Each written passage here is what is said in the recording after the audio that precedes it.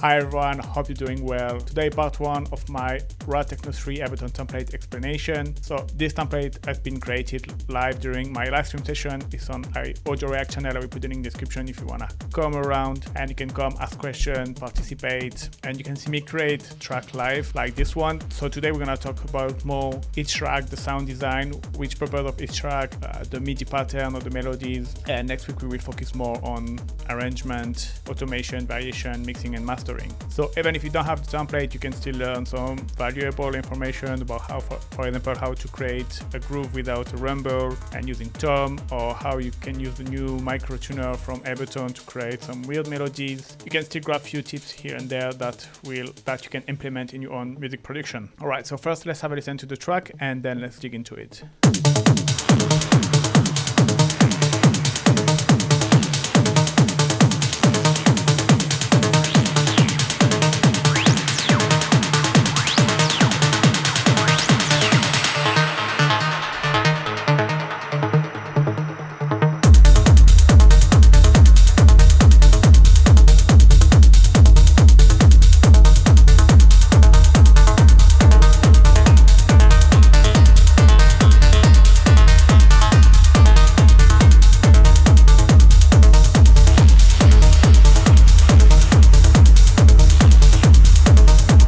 So the global main idea of the track, I wanted to create something raw, hypnotic, techno. I didn't really have any idea before to start the live stream. Something a bit more like kind of having a groove different than a rumble and some kind of classic drums. That was the idea. And then after maybe trying to find a good hook or like a good weird melody. And so then it was just about experimenting. And I commented with this track. So the first track is Sidechain. It's just a track that I use as a trigger. You cannot hear it. It's just in send only. It's just like what's going to trigger my compressor. Then let's start with the kick drum.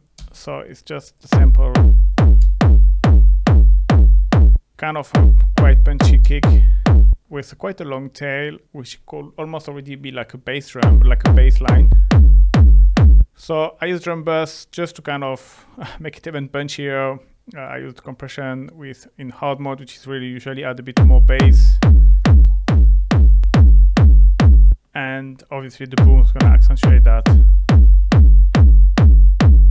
And then this I use kick punch, which is one of the rack I made. This is usually like to enhance the high end, like the click, which is going to help you kick us through the mix. So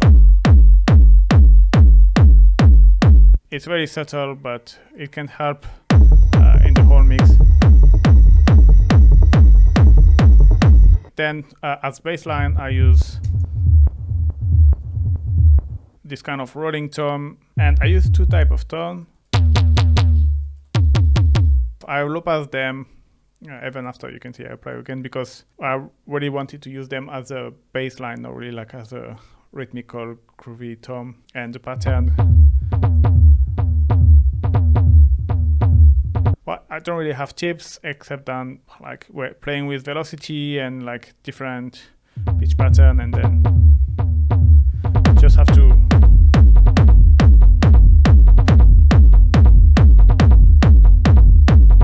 find something you like. So I'm just gonna, then I'm using a bit of sidechain and I add a bit of reverb, which can sound weird, but this one. Just to give a bit more space to the tom, to make them a bit less dry. And then the bass in mono 120 Hz. Alright, then let's talk about the other drums, which are more kind of the hats, ride and checker and everything. I wanted first to have the claws I had from the 808, which sound like this. It is usually a very noisy hat, and I like to use a 16 claws I had pattern. With a bit of reverb, it's always adds a nice mood, I found, to your track. Now, one thing, I add just a bit of saturation to make it a bit more louder, reverb. And one thing I like to do, because if I remove the drum bus, this hat is usually very noisy, which can be nice, something great for your track, but I wanted something a bit more sharp, a bit more, let's say, modern, and not too analog noisy. So I use drum bus. I like to use drum bus usually for that, and I will usually use the drive. The crunch is nice to make it sound of kind of modern, if I can say so. The only thing is maybe it adds too much in the high frequency and they became a bit aggressive, so you could maybe use the dump to soften them. I didn't do it for this track, but it's something you can do. And then I use transient, so this is a trick I like to use. When I use hat with a reverb, it leaves this long noisy tail, and I use transient, it's gonna kind of act like a gate, and it's gonna reduce this long reverb tail. So you get the feeling of a hat in a quite large space, but you don't get the long reverb tail that it usually comes with because you use this transient negatively. You can see how long it is when I hit way much sharper. That was for my noisy hat. Then I use some classic 909 sound, the open hat. And the ride, this always works, even if you listen to it in 10,000 million track, it still sounds good and you can never get bored of it. And it's always super effective. The open hat is playing right off beat, so you will have your kick here, and it's playing like classic off beat. And yeah, you will have your ride, which is playing on the beat, but with the velocity a little bit down and off beat as well. So to have this lower velocity is gonna kind of give impulsion. You will have something low and then high, and it's creating this energy. This is great to add energy to your track. That's why I use them. Classic sound, but that works great. All right, then I have a second type of close I had the one from the 808. And I have this one, which is a bit more kind of clicky and percussive purpose, let's say, which adds some nice texture later on. So like it's almost in between the hat and the percussive element. Then you have what I've called shaker, which is kind of a hat, but that I use like similar to a shaker. I say that because, for example, for the pattern, you can see that the velocity. So here you have your kick here and here. So you can see the velocity is going up and crescendo with the strongest velocity of beat, which is kind of creating this nice which is a bit more driving, let's say, than your classic 16 straight close hi-hat where the velocity is pretty steady. There is no right or wrong way to do it. It's just two different methods and two different purpose and two different groove. So I've layered 3 hats to do that and some processing as well. So you have this close hi-hat,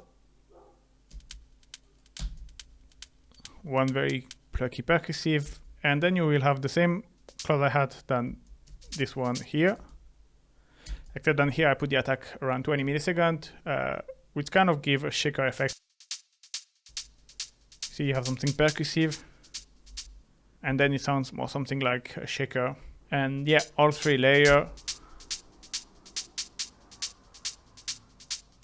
And then a bit of effect, so I use amp. Amp kind of gonna make them a bit more noisier and nasty.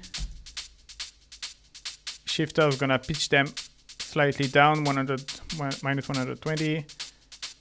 Redux make them grittier and a bit more dirty. Then a filter delay, which is just gonna add some groove. And then a bit of reverb, again drum burst.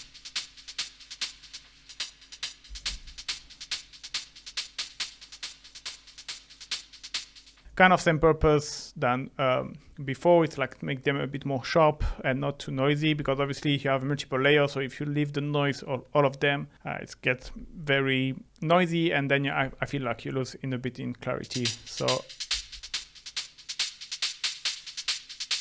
and then overdrive, which is like a filter distortion with really add a bit of grit. And yeah, that's it for our shaker so far. So then I decided to add an extra ride, which is having a different pattern than the first ride. Remember, the first one was one on the beat, one off beat. And here is more like the same kind of pattern than the shaker with a crescendo effect, more like a driving effect. And you can see it's more like a very noisy ride rather than the metallic ride.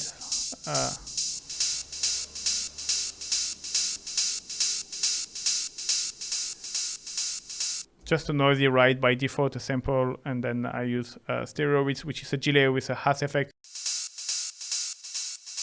So I like to do that with the ride because most of your other hats, they will be most of the time very centered, and having your ride on the side, like very stereo, allow you to don't really clash them too much. Plus it just sounds good by default like this. There is no really like explanation, it just sounds good.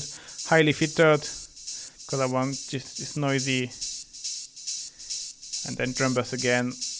And yeah, that's how we get that.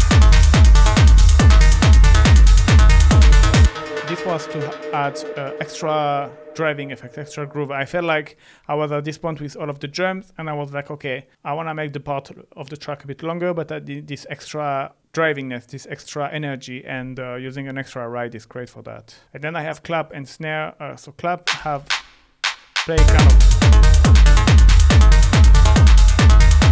So basically it's playing on the beat all the time. I just like slightly shift this one, so it should be like this. It's kind of a classic pattern, and I just shift this one like this and kind of create this nice and then here I duplicate one step and I add it, so which create this repetition, which is interesting. The sound is just a sample. There is not that much process. It's just a sample. And I have a snare as well, and the snare and the clap as well, I use them for the build up. So it's like classic rolling snare and rolling hats,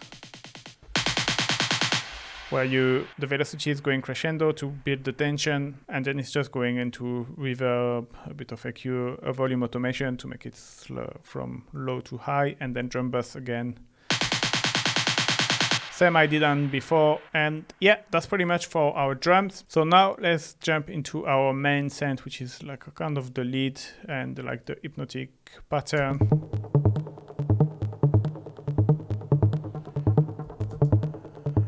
And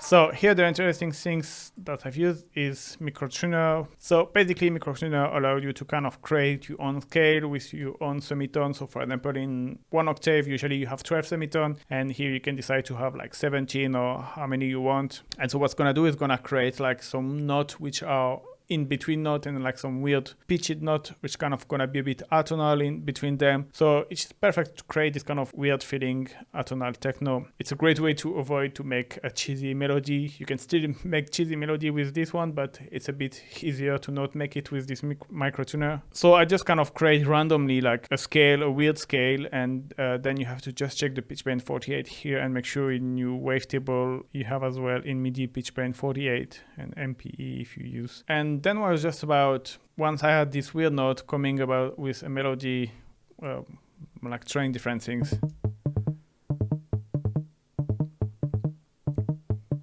It's just 3 notes, C, G, F sharp, and G sharp.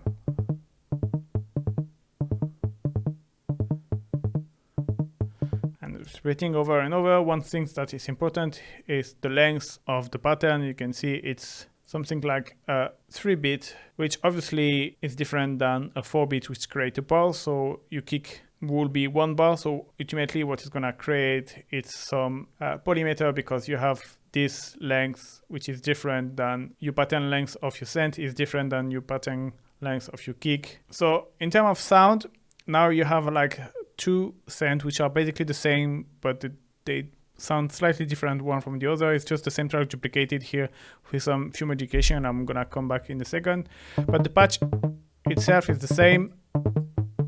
So you have a kind of triangle waveform which is going through a low pass filter 12 dB with quite some drive, and then it's a very plucky envelope. So you see the attack is almost a 0. I didn't put 0 because it was creating this click at the beginning that I didn't want it. So 1 millisecond, I get rid of the click. You see this click? I didn't want it. Something pretty sharp, so with a slow decay and no sustain. So this way, you really have a small plucky sound. And that's pretty much it about the sound. Then I added second oscillator, which I pitch up 24 semitone upper.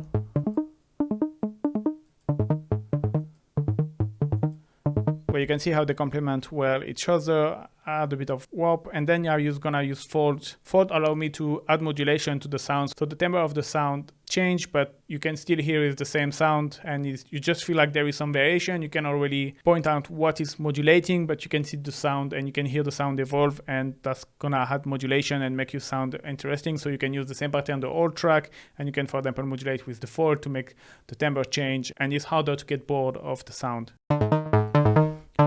Soft sign is just to make things louder, a bit of sidechain, and then it's just some ping pong delay. You see with your delay filter, you can hear.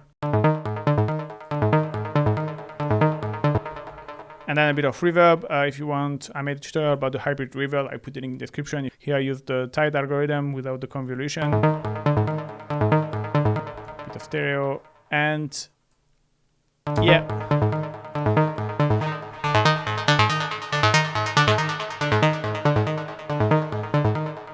Kind of pitching up effect does the folding, and then I modulate the filter as well along the track, so that's what's going to add variation. And I still find it that it was missing something, so what I've done is I duplicate the same track. It's exactly the same track. You can see there is just this rack on top, and here as well I put the unison in position spread. So if I go, so here's normal. So the unison just adds some extra stereo, and what's gonna do most job is this rack I've created. I will put it in the description if you wanna find out more, but basically it's a rack I created to kind of take any sound which is pretty steady, and it's allowed to add variation, to kind of add hypnotic variation, hypnotic movement. So it's gonna be like slow or fast movement, but which are repeating over, usually by using LFO. And I'm using Flanger Chorus, and it does a great job at that. You have as well some filter delayed, kind of dub delay even. So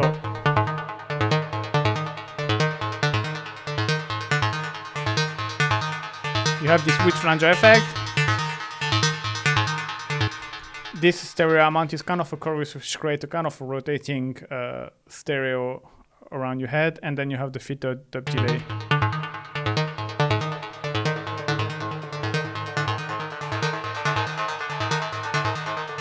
You can hear the delay being filtered, and yeah, altogether it adds.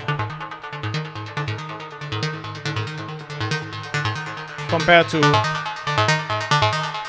this one, which is more classic, straightforward, this one is a bit weirder, and then both together.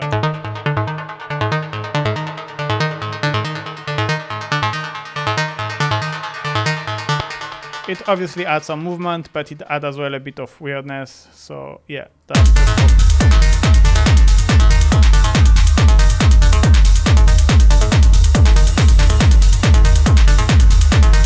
Alright, then we have this Synth 2.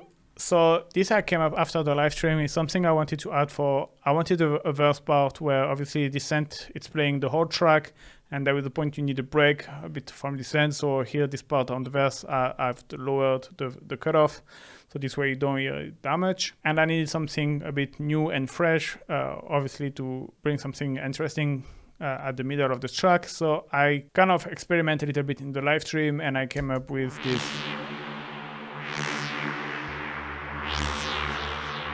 kind of sound. And the interesting thing is I'm cranking up the resonance, so you can get this kind of very weird, a bit like a laser. And I use also tools. So here you have the micro tuner again, which is in follow mode. So basically it's following, just to be sure I'm like a kind of in the same scale than my Synth, just to follow that. And I used the wavetable again with the sawtooth from the OB6 shape. And here I have the clean 12 dB filter, but you can see I crank up the resonance, which is gonna give this sweeping. So you can see the sound evolve slowly, go up and then come back down. So you can hear it's made with this envelope, which go up slowly and then come down. And so this is modulating the filter as well. Otherwise the filter doesn't move and you don't hear this resonance moving. So this allows you to have your resonance moving as well because the filter move. So you have this nice sweeping effect, and I use the unison in phasing. Create a nice stereo effect and kind of a unison detune effect, yeah, obviously. And then again I use this rack Mainly the filter delay, but again it adds this weird movement and energy. So I will put the link in the description if you want to find out more about the rack. All the rack I'm using, they are available for free. You just need to go in the related video and you can watch the video to learn how the rack works, and then you can grab the rack in the description. The download is free. Just a bit of a cue to accentuate here, and then it's just a huge reverb. And I use channel EQ because I just needed to kind of clean a little bit, but I didn't really need it to be surgical, so I just used channel EQ to get rid of a bit of the low, boost the mid I needed, and the high. And yeah.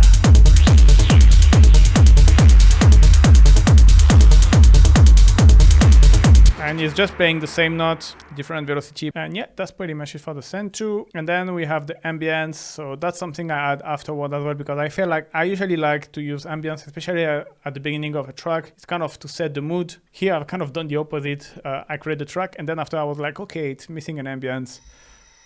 And I wanted something like very, you can hear it like a hiss noise, reminding me like a very industrial, coming from an industrial machine, like a high pressure industrial machine, let's say, that would just like blast the pressure. And that's something I wanted. So that's something I used. And so I used the textures from one of my sample pack, and which the original sample was like this. And obviously I just use a note, which is pitch up. And it's looped, so it's always like repeat. And then I just get rid of two annoying resonant frequency, which here is a little bit hard because it can add character to your sound as well, this resonance, but it can mess up as well. Here I just get rid of them, but you see how it can add some nice tone. But yeah, here I decided to just get rid of it, and it's pretty steady all the way. It's just help the track to set the mood at the beginning. The reality is it's not a super loud sound, so after when everything is playing, you won't really hear it. For example, here.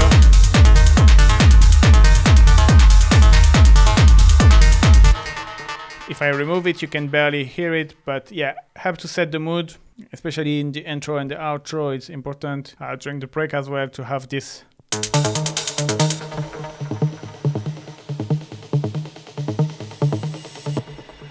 It's important. Then I have some SFX. So here are like some stuff I created to help the transition. So they are mainly like weird metallic sound. Here's the interesting things I've done. I've used the ride actually to create that, and you can hear it's just like kind of effect into a lot of reverb. So I basically use a kind of arpeggiator sound. You see it's going crescendo, but it's like a 16 pattern. Originally it's like a ride, but I've kind of looped apart. So that's great if you want like a metallic kind of type of weird SFX transition. It's a technique among other, and then I use reduce to add a bit of grit.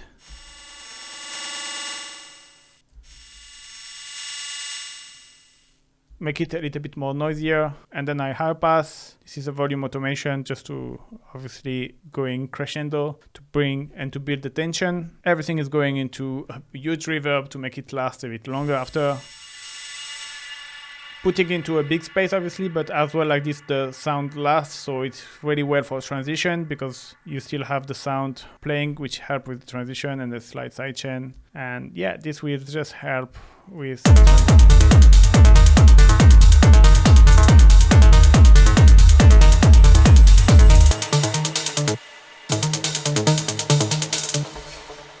okay, then I say okay, one is good but I need another one, but with a bit more in the low, a bit darker. So it's here again is like the same kind of pattern, 16 note playing. So then I have here sample something. So here it's a synth loop that from the same sample pack. I just choose something weird and I say, okay, let's sample it, see if I can create a weird SFX from it, and then pitch it down with the frequency shifter, which pitch differently than the classic pitch mode, or if I could have played a note lower. Okay, and then filter going into a very long reverb.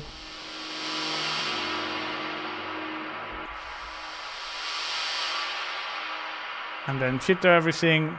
And this, it's more like playing in the track, not in the break, but in between breaks, even if you need transitions, for example, before to introduce an open hat.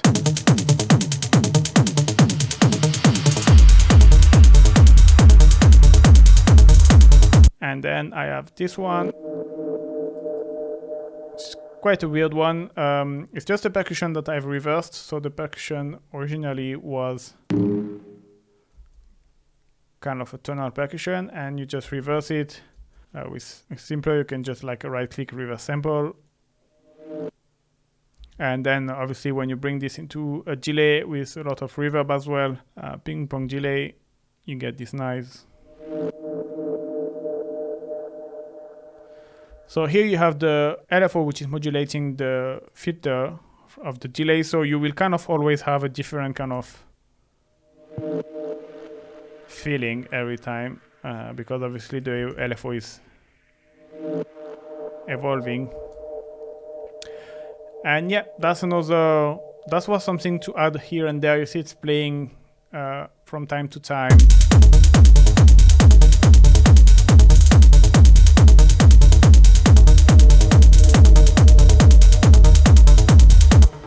And then finally the last SFX, which is SFX4. It's just some noise that I've used for the break to build the tension. Obviously you have like a white noise that is going up and like kind of filtered as well up. So I don't think I filtered it up here. Yeah, slightly actually. It's filtered up, the pitch is going up as well, and the volume. And obviously you get something quieter, which is getting louder and louder, and it helps just build the tension. See, the pitch is going up, the volume is going up. And now the filter is going up. And this really helps.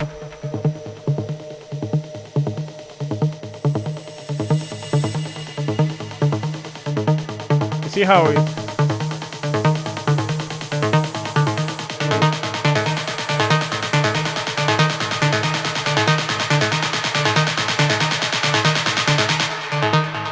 It helps to build the tension. It's kind of fill the blank as well, because otherwise it feels a bit empty. And yeah, that's pretty much for all of the track. Then you have sub mix down and mix down, and the return and the master. But this I will talk about it more next week in the arrangement part, which is more related to that. And yeah, that's pretty much it for this week, guys. I hope you like this video. I hope you learn a few tricks, get inspired, whatever.